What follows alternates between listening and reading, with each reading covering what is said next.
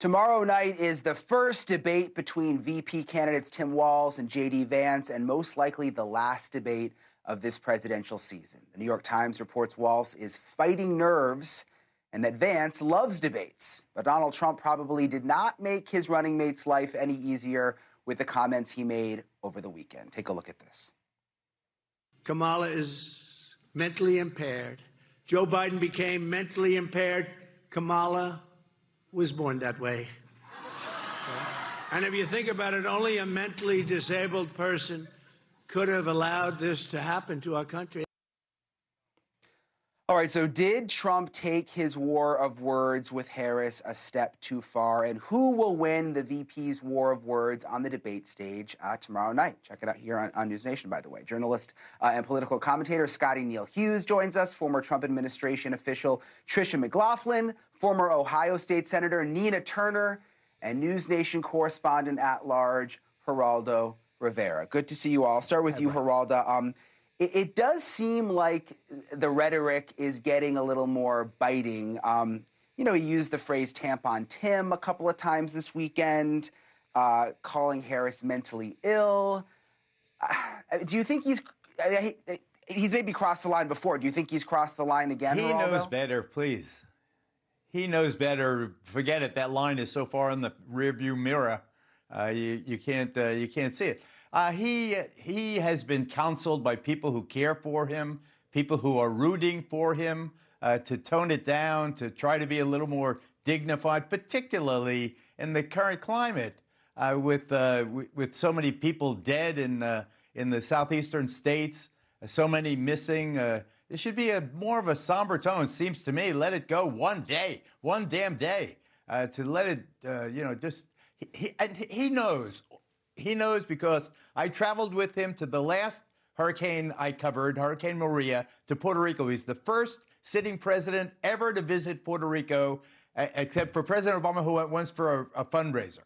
President Trump was there on the ground to bring the point, to look at the devastation, to counsel the people, to comfort the people. And all people back in the States would talk about, all his enemies would talk about, is that he was grandstanding or throwing bread around or this or that.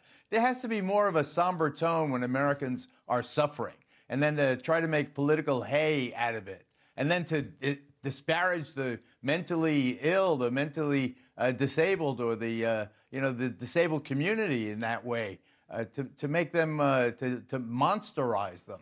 I just think that it's just way out of line. Way out of line. That's my take. Tricia, I always use like my friends and family as kind of my own little barometer. And I was on the phone with one of my family members today. I won't name any names, but who's a huge Trump fan, like #1 Trump lover.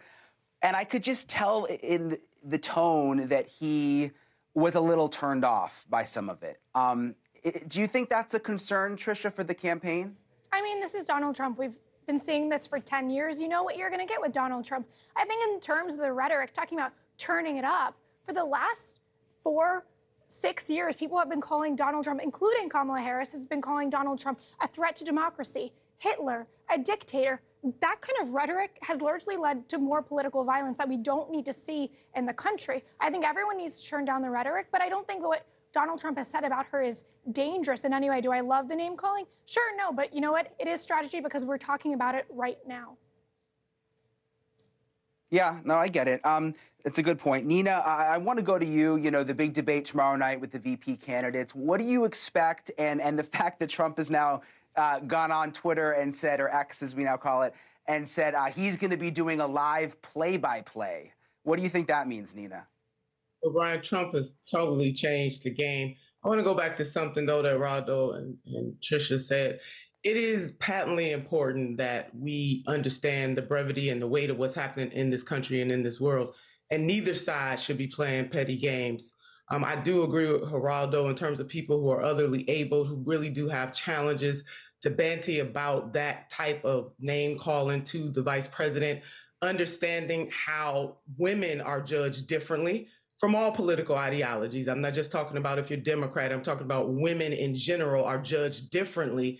And when you have a man with the type of power and influence that President Donald J. Trump has, calling her mentally challenged, it is wrong. And he should above anybody else, understand the sensitivity of name calling and what that can cause in this country. In terms of the debate, Brian, it is going to be off the chain, I believe, especially because President Donald J. Trump is utilizing the tools of social media. Hey, thanks for watching. Go to joinnn.com to find NewsNation on your screen. And don't forget, click the red subscribe button below to get more of NewsNation's fact-driven, unbiased coverage.